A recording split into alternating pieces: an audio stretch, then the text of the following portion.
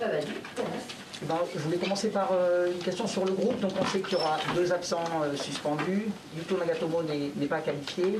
Est-ce que Bounassar et Morgan Sanson vont mieux? Et si jamais Bounassar ne va pas mieux, du coup comment tu vas faire à arrière gauche? Tu vas peut-être mettre Kaoui? Oui, oui c'est vrai qu'on doit bricoler un peu. On va voir qu'est-ce qu'on peut faire. Ou chercher quelqu'un pour déplacer à droite pour faire Sakai jouer à gauche. Ou trouver une autre solution dans peut-être un autre système. C'est pas l'idéal parce qu'on va pas avoir trop de temps pour entraîner. Et demain, normalement, le jour avant le match, on fait rien. Alors oui, une décision qu'on doit prendre demain. Chercher dans notre effectif les solutions possibles. Nico? Qu'est-ce que vous gardez de ce match 2 jours après, un peu à froid? Il y a eu beaucoup de blabla, de polémiques depuis. Qu'est-ce que vous gardez aujourd'hui de ce match? Oui, bon, à la fin, à regarder une autre fois le match, je pense qu'on était un peu mieux de ce que j'avais pensé à la fin du match, par exemple. Ça, c'est toujours une bonne surprise. Et oui, un match intense, bien joué, que malheureusement a mal fini avec le bagarre, mais un match quand même intéressant de notre part. Était une opportunité, on l'a pris et bon, on est très content. On doit maintenant enchaîner un peu de victoires à la maison, ça c'est important parce que c'est, comme j'avais dit à Paris, c'est un peu notre faiblesse l'année dernière, c'était toujours les résultats à la maison. Et bon, j'espère que ça peut changer aussi pour cette année. Oui, André, bonjour. On a beaucoup évoqué le sujet Alvaro et Neymar avec Valentin. Quelle est votre position aujourd'hui? Est-ce que vous en avez parlé avec Alvaro déjà? Est-ce qu'il vous a affirmé qu'il n'avait rien dit? Et est-ce que vous avez entendu quelque chose depuis le banc des remplaçants? Oui. Bon, comme tu sais, on se va mettre à côté du joueur. Tous les 2 clubs vont être à côté de ces joueurs. À la recherche de la vérité. Ce qu'on est sûr, c'est que Alvaro n'est pas raciste et que l'OM représente précisément la multiracialité, est-ce qu'on peut dire pour ça en français?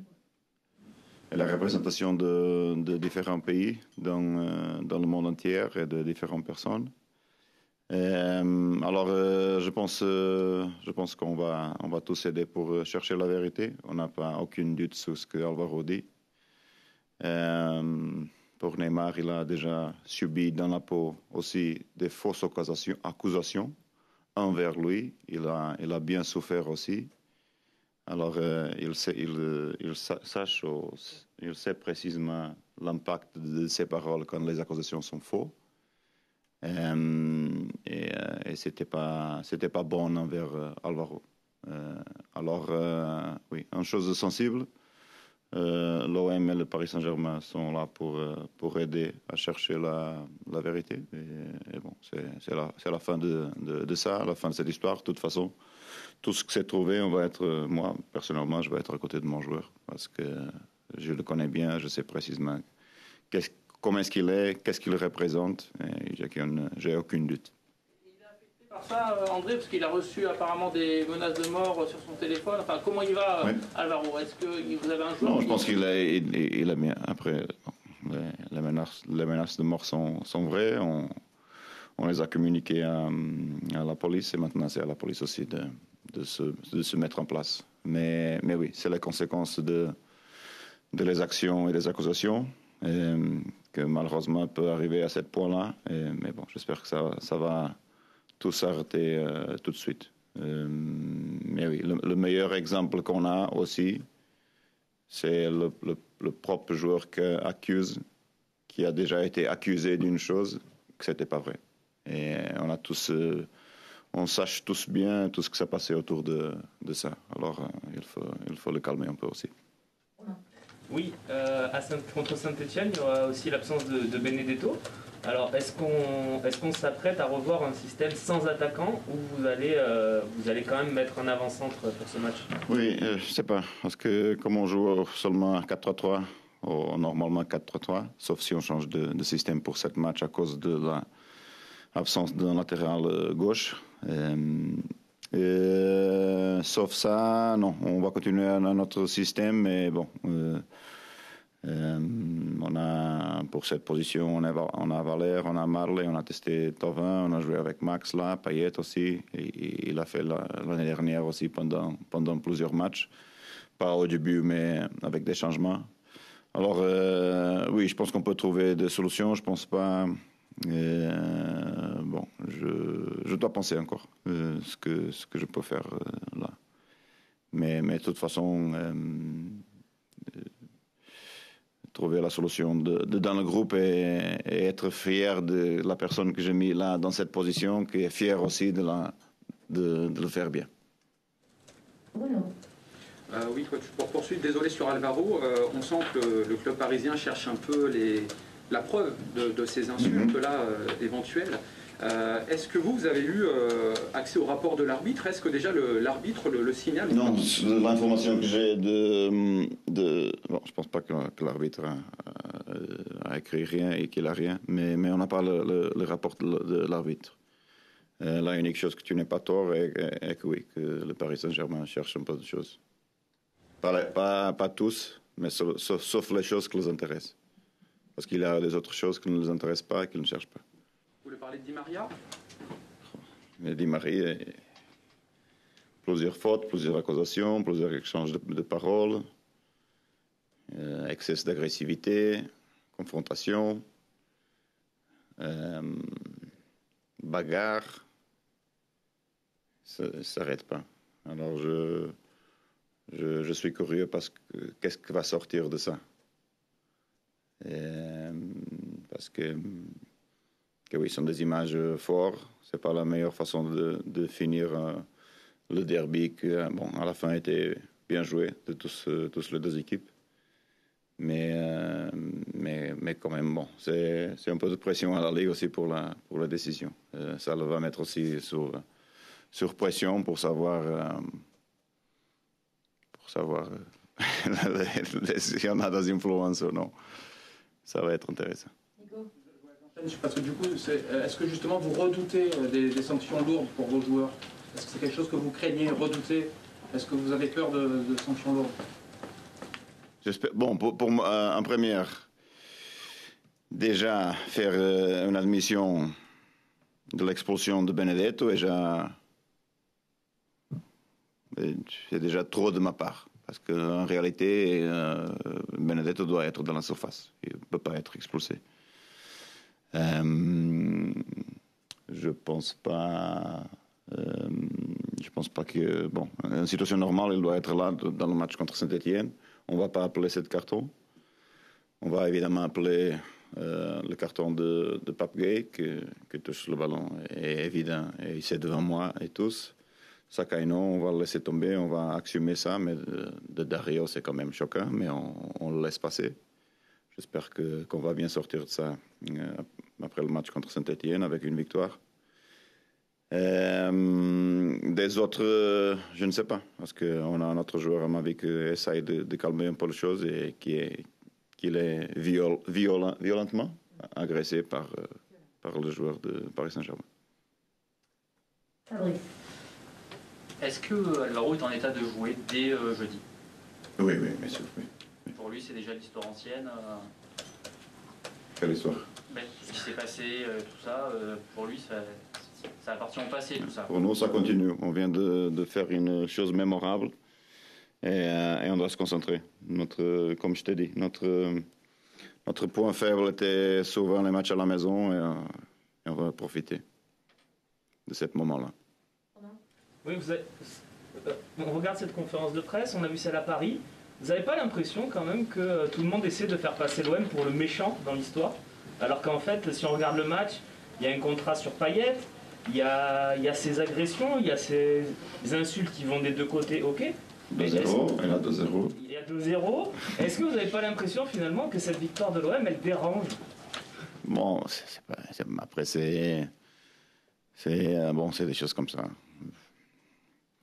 La victoire reste à nous, c'est une victoire importante, ne veut rien dire évidemment pour la suite, pour pour la résolution du championnat. Ce que je pense et que j'ai dit à les joueurs, c'est que peut-être on a, bon, je sais pas, hein, mais peut-être qu'on a passé un bloc mental des matchs contre Paris Saint-Germain. Et ça nous va donner, je pense, une force interne pour la suite. Principalement si on joue ou non le trophée de champion contre eux. C'est une opportunité d'un trophée et ça, un match comme ça, c'est important. Alors oui, si on a passé cette barrière mentale, je pense qu'on peut faire aussi mieux contre eux. C'est une opportunité pour nous. Manuel? Du coup, est-ce que tu vas commencer, même si c'est que la deuxième journée, tu me vois venir, tu vas commencer à revoir tes ambitions un petit peu à la hausse? Vous avez 6 points d'avance sur Paris. Non, il ne faut pas du tout rêver. Non, parce que la Ligue 1 est tellement difficile. Tout peut bien démarrer ou mal démarrer, bien finir. On a mal démarré, on a bien fini. Maintenant, on démarre bien, on peut mal finir, évidemment, parce qu'on va perdre plusieurs points, ça c'est sûr. J'espère qu'on va voir les effets de cette peut-être la suspension dans ma vie. Combien de matchs, s'il y a un peu de personnes qui sont raisonnables ou non dans la Ligue. Mais oui, on doit mesurer tous les effets de ça, reprendre vite. Ce qu'on a cette année qu'on n'avait pas l'année dernière sont des solutions. Vous avez bien vu la différence des compositions de match contre Brest pour le match contre Paris Saint-Germain. On a la profondeur, on a des options, on peut changer. Et ça, c'est la grosse différence.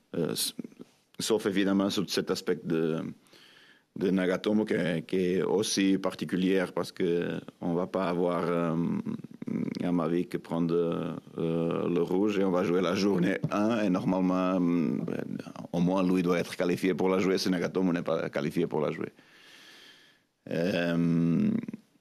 C'est un peu bizarre ça, mais bon. Une petite chose à part, tu regardes avec les deux yeux ce soir Benfica Salonique parce que tu as envie que Benfica perde. Et si Salonique passe, c'est bon pour le tirage au sort de l'OM? Non, bon, je pense. Le tirage au sort ne m'importe. Je pense que il a tellement de qualités dans les équipes, dans le tirage. Après, oui.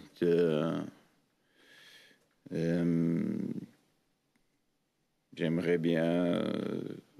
bien jouer, par exemple, Zénith, Benfica, Marseille, et, je sais pas, Istanbul, une chose comme ça.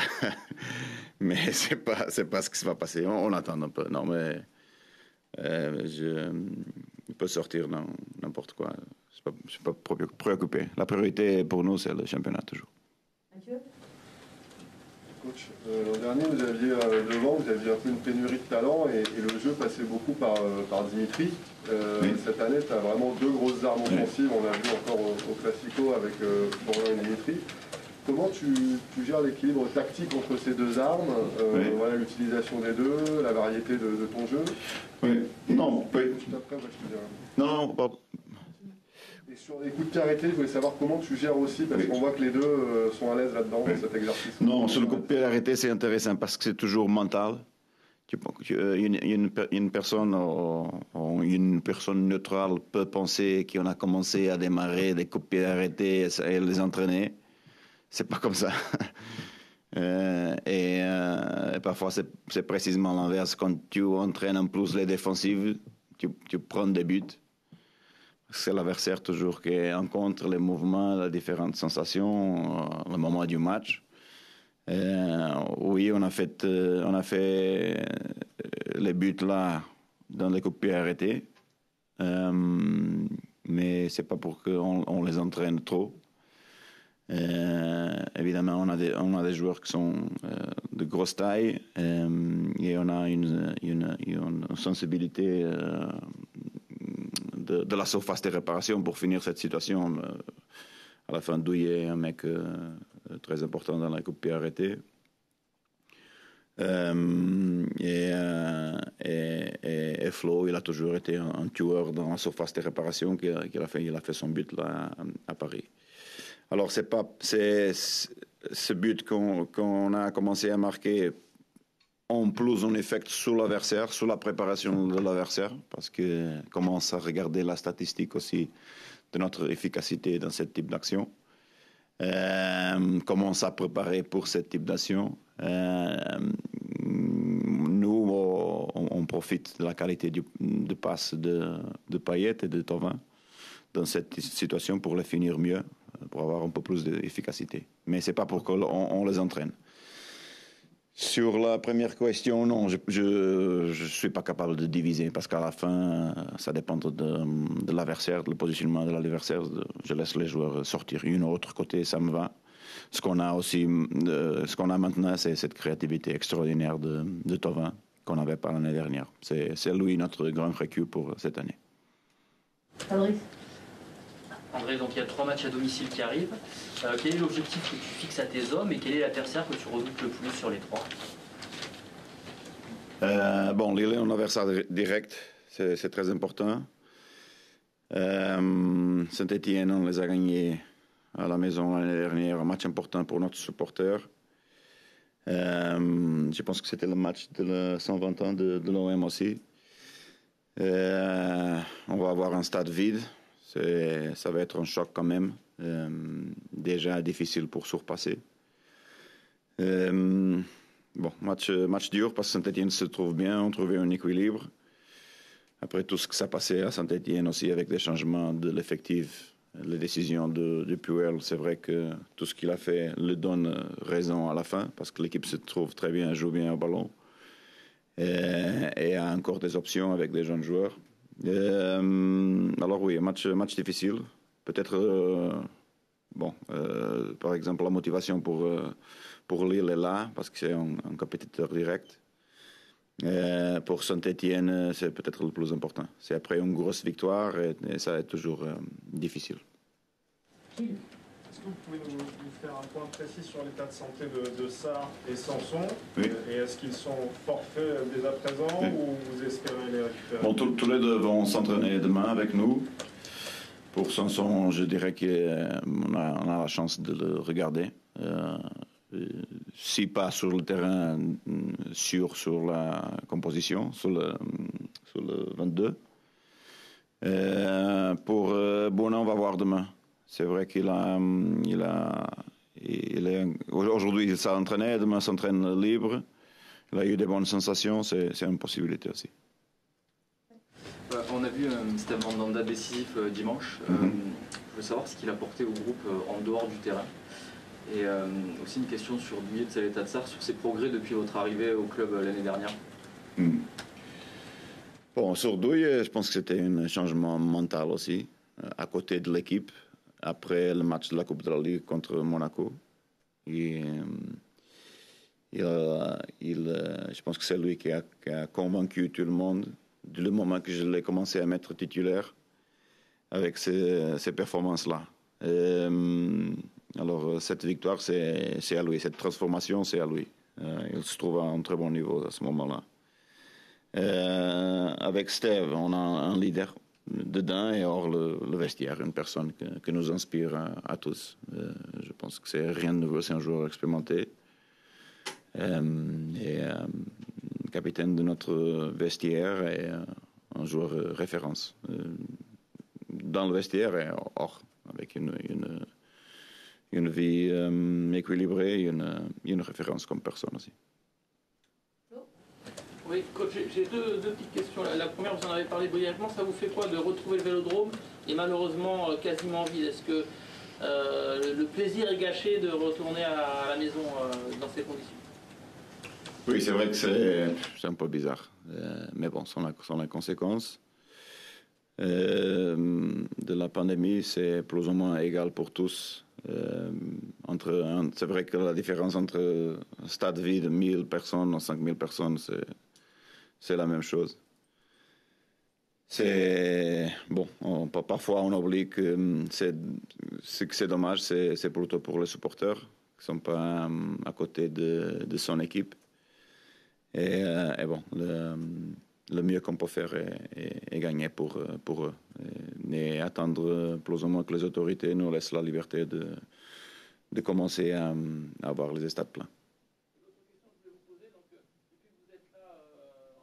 Vous avez réussi avec l'OM à battre Lyon, ce qui était difficile pour Marseille. Maintenant à battre Paris, on voit qu'il y a une certaine... j'étais à l'aéroport quand vous êtes rentré en pleine nuit, je vous ai vu prendre des photos. On sent qu'il y a un feeling très fort maintenant avec les supporters. Est-ce que vous vous imaginez durer plus longtemps à Marseille que ce que le dit votre contrat qui prend fin à la fin de saison? Est-ce que déjà ça germe un peu plus dans votre tête de vous dire s'il y a une proposition, je pourrais l'accepter? Non, je ne peux pas répondre à cette question. Et je ne peux pas répondre à cette question après une victoire contre Paris Saint-Germain. Parce que si tu me demandes après une défaite contre Saint-Étienne, en première, tu ne demandes pas. Ce n'est pas le moment. Et en deuxième, j'ai déjà répondu. Ça ne dépend pas de moi. La première était refusée, je vous avais déjà dit. Ce n'était pas le moment émotionnel, ni le timing n'était pas juste pour moi. Et maintenant, j'ai rien. Alors, je dois continuer à... mon travail, c'est précisément ça. C'est arriver à la fin du championnat en deuxième. Pour arriver à la fin du championnat en deuxième, je dois continuer à gagner. C'est bon, évidemment, de gagner contre les grandes parce que ça apportait des grosses sensations, et particulièrement contre Paris Saint-Germain à Paris. Mais de toute façon, je dois gagner contre Saint-Étienne parce que c'est un match très, très important. Je me rappelle bien d'un lettre qu'on a reçu l'année dernière de notre supporter, comme un avertissement de gagner contre Saint-Étienne comme une obligation. Et j'espère que je peux rendre une autre victoire. Vous aviez répondu tout à l'heure sur la grosse semaine, tout ça. Juste, Sanson, il était touché où? Vous parliez de contracture, c'est au mollet, à la cuisse? C'est une insertion, c'est un peu compliqué. Je te passe avec Jonathan la précision. Voilà, ce n'est pas si grave que ça. Non. Demain, il va être convoqué. Il a une grosse chance de jouer. Une question sur l'état physique de vos joueurs. Il y a beaucoup de matchs qui vont s'enchaîner à partir de maintenant et surtout après la prochaine trêve. Est-ce que vous les faites monter en puissance pour être prêts vraiment à 100% après la prochaine trêve, ou ils sont déjà prêts à 100%? Non, dans la précision tactique, on ne fait pas des pics de forme. On travaille tous les semaines en vue du match, pour être prêt pour le match. On ne travaille pas avec les pics de forme. Première, pour moi, ça n'existe pas, mais de toute façon, ce n'est pas notre façon de travailler. Alors, on travaille. Je ne suis pas trop préoccupé pour le début de saison. C'est normal, cette charge. Après, quand la Ligue des Champions est là, oui, ça peut être un peu difficile pour récupérer les joueurs avec les voyages aussi. On a retourné de Paris à 3 heures du matin, ça a été dur quand même quand tu joues seulement en France. C'est toujours difficile de démarrer des matchs à 9 heures, ça fait longtemps que tu es dans l'hôtel. Beaucoup de temps que tu es dans l'hôtel. Mais non, pour ce moment-là, je pense qu'on va être à 100%. Deux petites dernières. Juste, vous avez évoqué le retour à Marignane. Qu'est-ce que vous gardez de ça? Est-ce que vous avez été surpris? Est-ce que vous aviez déjà vécu ce genre de moment? Oui, bonne sensation, évidemment. C'est un moment difficile parce qu'on doit être sensible à la pandémie, à éviter les rassemblements. On a cette responsabilité. C'était pas trop de monde quand même. Les supporters ont eu les masques. On doit être appelé plus à sensibilité et au civisme maintenant, mais oui, c'est vrai que ça fait plaisir quand même d'arriver et d'avoir une récession comme ça. Si on est capable de respecter tout le monde, les gestes barrières, j'espère que ça peut continuer à être comme ça. Est-ce que vous avez vu, donc vous étiez présent sur un photomontage qui a été publié sur les réseaux sociaux par Dimitri Payet. Est-ce que ça vous a fait rire ou est-ce que vous avez trouvé ça déplacé ou oui. Quel regard vous avez là-dessus? Un mix. Sincèrement, un mix. J'ai mort de rire quand j'ai regardé. Et après 2 secondes ou 3 secondes, ça me fait réfléchir aussi. Mais oui, j'ai posté mon like, j'ai like la photo et c'est comme ça. À la fin, ça veut dire, je pense que ça veut dire rien. C'est vrai que je connais seulement cette musique à partir de ce moment-là parce que j'ai rien idée ce que c'était la bande organisée et la Zumba Kafur. J'ai compris même pas. Et c'est vrai que la musique est intéressante quand même. Merci. Merci à vous.